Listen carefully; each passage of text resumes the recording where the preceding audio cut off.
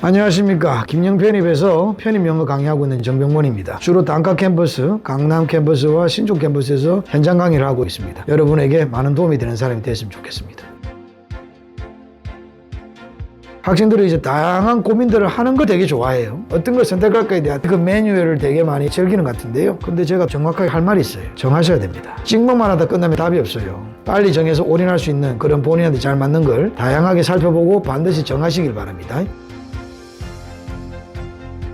제가 옛날에 분당 정자동에 살았는데 말이죠. 옛날. 그때 학교를 신촌에서 다녔는데 하루에 단어를 200개씩 외우는 걸 목표로 했습니다. 그러면 한 달에 200개면 꽤 많이 배우겠다 라고 생각하고, 그래서 가는 길 오는 길에 한 3시간 정도를 투자해가지고 지하철로 이렇게 단어를 배웠단 말이죠. 근데 저는 그 당시에 이랬습니다. 만약에 새벽에 지하철 막차를 타고 들어가면 말이죠, 내가 이걸 다 못 외웠으면 집에 가서 하면 되지라는 생각을 하지 않았어요. 왜냐? 난 집에 가면 절대 공부 안 할 거니까.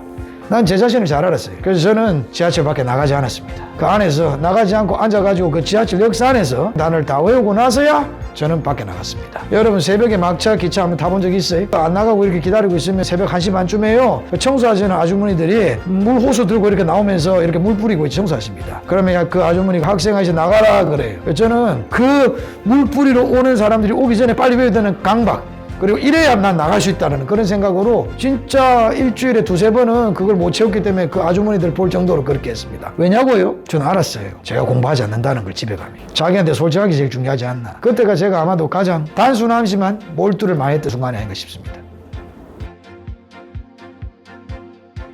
사실 옛날에는 제가 어떤 학생을 예를 들었냐면, 중학교 3학년 때까지 축구하다가 무릎 다쳐가지고 그때부터 공부를 이렇게 하지도 못하고 고3 동안 방황하다가 그때 온 학생이었어요. 그 학생 이야기는 나 이제 안 할래요. 올해 한 학생에 대한 이야기를 하겠습니다. 제가 올해 강의를 하는데 3월달쯤으로 기억하고 있는데, 학생 하나가 앞에서 제가 커피 마시는데 우리 반 학생 같아. 그래서 내가 학생아 이러면서 이야기를 좀 했어요. 그랬더니 역시 사연이 좀 있더라고. 애가 어릴 때부터 기타 영재했대요.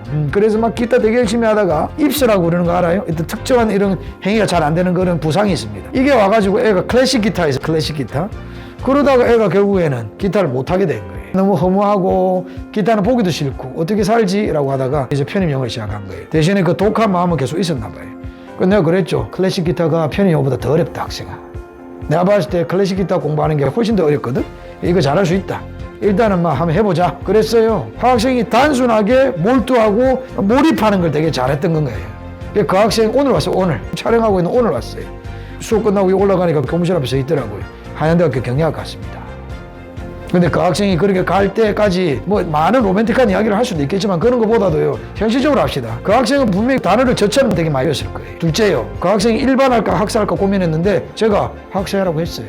그럼 일반 안 되는 거예요? 그게 아니라 일반도 열심히 하면 되겠죠. 근데 다만 분명하게 자기 현재 위치를 인식하고 투자할 수 있는 부분 투자한 거죠. 지금 학교에 어떻게 졸업장을 못 따는 것에 대한 걱정, 자퇴를 잊는다는 그런 걱정이 아니라 최종 목적인 편입, 그거 학교가 했다고 생각할 때 제일 좋은 방법이 뭐냐? 그거 한 거예요. 뭔가 몰입하고 객관적인 팩트를 다 평가해가지고 가장 최선의 답은 이거라 싶을 때 몰아붙이는 거. 그 학생은 아마 입수 안 와가지고 클래식 기타에서도 난 진짜 잘했을 거라고 생각합니다. 다들 몰입 한번 해봅시다.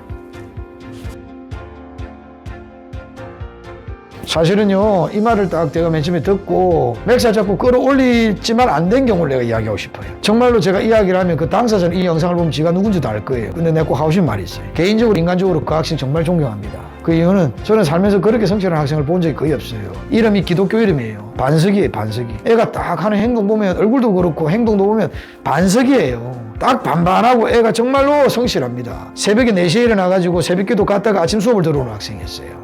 그 학생이 1월 달부터 수업을 들었는데 말이죠. 결론적으로 이야기할까요? 그 학생은 4월 달에 그만뒀어요. 그 이유는 정말로 새벽기도 와가지고 아침부터 딱딱딱 수업하니까 조는 게 아니야 학생. 제가 잘하는 말이 있어요. 시험 공부랑 공부는 다르다. 공부는 정말로 학문을 하는 길이기 때문에 정말 넓지만 시험 공부는 범위가 정해져 있다. 단어 하나의 뜻이 한계인 이걸 견디지가 못하는 거예요. 그 학생은. 그 학생은 되게 불안한 거예요. 다른 뜻이 나오면 어떻게 하지? 그래서 그 학생은 민중서림 에센스 영한사전을 들고 다니더라고요. 그래서 그걸 다 찾아갖고 1번부터 13번 뜻을 다 쓰고 있는 거예요. 그래서 제가 제일 앞자리에 앉았길래 반석이 불러서 이야기했어요. 이러면 나가리야. 이러지 말고 내가 적어놓은 하나의 한 뜻만 알면 돼. 그리고 나머지는 앞뒤 문맥을 유추하는 거야. 얘가 약간 불편한 기색을 보이지만 그래도 따라하는 척하면서 내 앞에서는 따라하지만 역시 성실하니까 새벽기도 갔다가 와서 14개를 계속 적고 앉아있는 거예요. 내가 그랬죠. 니 오래 못한다 이러면 힘들었어. 성적이 생각보다 안 나오는 거예요. 1, 2, 3, 4. 그 학생이 수도권 인근에 경리학과 다녔는데 그 학생한테 그랬어요. 야, 니 하지 마 이거. 하지 말고 그 경영학 열심히 다해서 CPA 공부해. 그럼 더 잘 될 수도 있을 거예요. 그 학생은 지 스스로 판단해서 성적도 안 오르고 제 이야기도 듣고 그만뒀습니다. 아까 선생님이 맥사를 자꾸 끌어올린 사람이 있냐라고 했는데 글쎄요. 저는 그 학생이 더 기억납니다. 그렇게 공부하면 안 됩니다. 그 학생이 잘못됐다는 게 아니에요. 악하다는 게 아니에요. 그 학생의 방식의 선택이 잘못된 거예요. 시험, 학문은 달라요. 나는 그 학생이 훌륭한 학자가 될 거라고 장담합니다. 그리고 제 인생에서 그렇게 성실한 사람을 본 적이 없습니다. 지금도 응원합니다. 다만 시험은 곧다구로 하면 안 됩니다. 시키는 거 2번 하는 겁니다. 정해진 것만 하면 됩니다. 범위라는 좋은 선생을 만나서 당신은 계속 회독을 하는 거. 그게 바로 시험입니다. 다들 화이팅 합시다. 현장 인강 둘 다 좋아요. 기술이 좋으니까 인강도 정말 좋고요. 저는 원칙적으로 하나 설명할 수 있어요. 저는 현강, 인강 차별을 두지 않습니다. 현강과 인강이 모든 자료를 동일합니다. 99.9%예요. 동일합니다. 그러니까 인강 학생이 불리하게 생각하면 안 돼요. 현강은 좋은 거 주는 거 아이가? 그런 거 없어요. 오히려 인강은 더 효율적으로 공부할 수 있어요. 필요한 것만 하니까요. 다만 당신의 실행력이죠. 시험이라는 것은 범위가 정해져 있고 그 정해진 범위를 명확하게 인식한 다음에 쓸데없는 거 안 하고 우리 반석이처럼 쓸데없는 거 하면 안 되고 필요한 거를 정확하게 인지하는 선생을 만나야 돼요. 그런 좋은 쌤을. 이것까지만 해라라는 선생님을 만나야 돼요. 그리고 그 다음이 중요한 거예요. 대한민국의 인강 선생들이 정말로 잘하지만 왜 다들 좋은 학교 못 가요? 그건 2번째예요. 나의 실천력. 인강을 하실 거면 집에서 따뜻한 데 앉아서 하지 말고 네 하고 싶은 대로 그렇게 하지 마라 이거예요. 딱 시간을 정해서 현강처럼 움직여서 어느 장소 가서 공부해라 이게요. 그게 되면 됩니다. 그게 아니면 인강 하지 말고 현강 나오세요.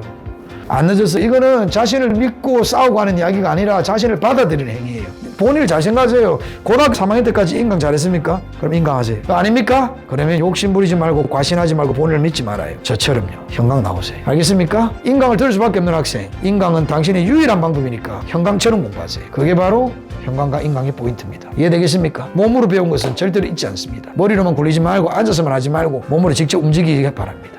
편입이라는 것은, 그리고 편입 시험이라는 것은, 편입 영어 시험이라는 것은 제가 좀 싫어하는 표현이 한데 좀 로맨틱하게 말하자면 자기 객관화를 정확하게 할 수 있는 시간입니다.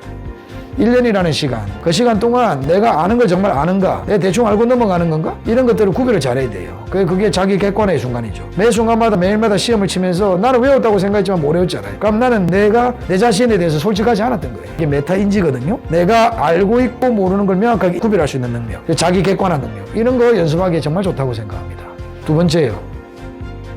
편입 영어하면 좋은 거 이야기해 줄까? 좋은 학교는 덤이고요. 네가 대한민국에서 영어만으로 1%가 될 수 있습니다. 타임지를 그냥 읽을 수 있고 영자신문을 그냥 읽을 수 있어요. 그게 편입 영어의 또 다른 메리트이기도 하죠. 대한민국 어차피 영어 사회 아닙니까? 영어 잘하면 1%나 될 수 있습니다.